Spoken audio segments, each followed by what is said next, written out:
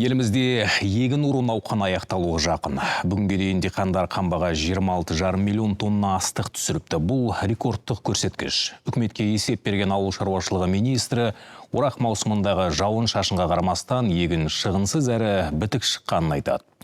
Айдарбек Сапаров келтірген деректерге сәйкес, ел бойынша биыл 23,3 миллион гектарға егін өсірілді. Оның 16,7 миллион гектарына бидай мен дәнді дақылдар егілді. Бұл ретте министр жоғары өнімділікке қолайлы ауа райы мен агротехнологияларды дұрыс қолдану өсімдіктерді тиімді қорғау арқылы қол жеткізілгенін атап өтті. Жалпы негізгі астық егетін өңірлердің арасында ең жоғары өнімділік солтүстік Қазақстан облысында тіркеліпті. Ақмола мен Қостанай облысында да астық мол жиналды. Сонымен қатар оңтүстік өңірлер, әсіресе Қызылорда, Түркістан және Жетісу облыстарда жақсы нәтиже көрсеткен.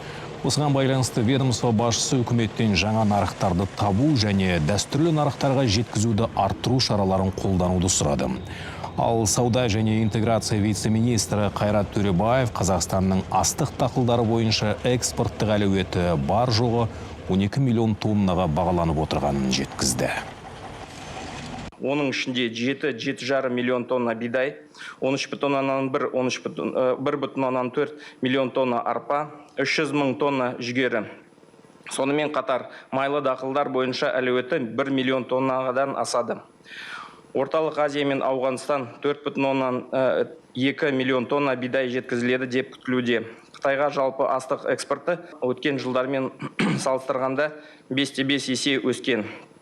Оның ішінде бидай үлесі 538,8 мың тонна, бұл өткен жылғы көрсеткіштен 15 есе артық.